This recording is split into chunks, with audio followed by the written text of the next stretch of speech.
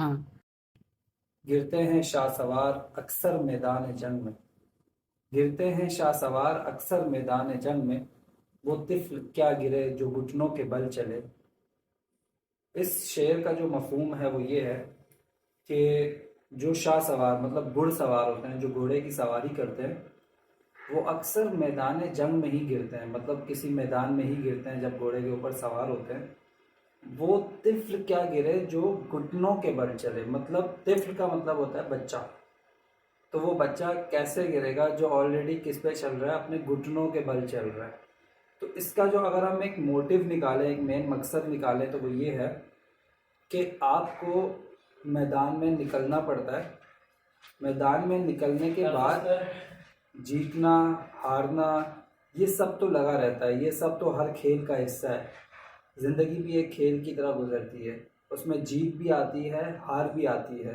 انسان جیتتا ہے تو سیلیبریٹ کرتا ہے، ہارتا ہے تو اس سے سیکھتا ہے، لیکن میدان میں نکلنا ضروری ہوتا ہے، کیونکہ منزل انہی کو ملتی ہے یا جیت ہار انہی کی ہوتی ہے جو میدان میں نکل پڑتے ہیں۔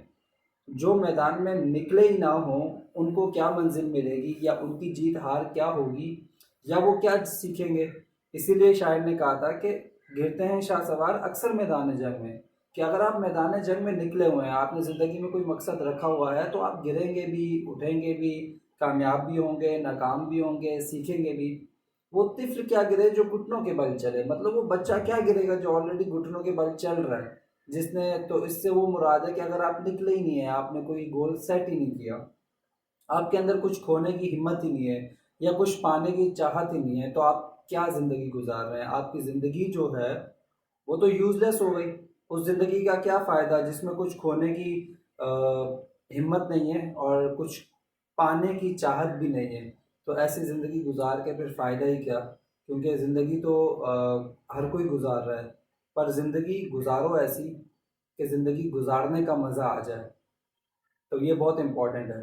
Thank you so much.